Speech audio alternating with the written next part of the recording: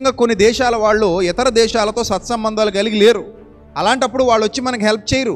అందుకే నేను ఎప్పుడు చెప్తూ ఉంటాను, ఎవరితోనూ కూడా అనవసరమైన వివాదాలు, అనవసరమైన గొడవలు మంచివి కావు. ముఖ్యంగా మత కల్లోలాలు అసలు మంచివి కావు. ఇప్పుడు ప్రస్తుతం మన తెలుగు రాష్ట్రాల్లో కానివ్వండి, ప్రస్తుతం మన భారతదేశంలో కానివ్వండి, మత కల్లోలాలకు ఆజ్యం పోసేటువంటి దుర్మార్గులు చాలామంది ఎక్కువైపోయారు.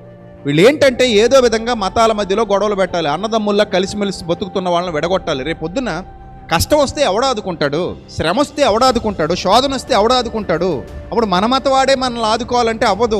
చూశారుగా భూకంపం వచ్చింది, వాళ్ళ మతం వాళ్ళు వాళ్ళని ఆదుకుంటారంటే కష్టం, వాళ్ళ మతం వాళ్ళు వాళ్ళని ఉద్ధరించేస్తారంటే కష్టం. అప్పుడు ఒకరికొకరు చుట్టుపక్కల వాళ్ళు, ఆ దేశానికి సంబంధించిన వాళ్ళే ఒకరికొకరు ఏం చేసుకోవాలి, సాయం చేసుకోవాలి. అక్కడ అన్ని మతాల వాళ్ళు ఉండొచ్చు.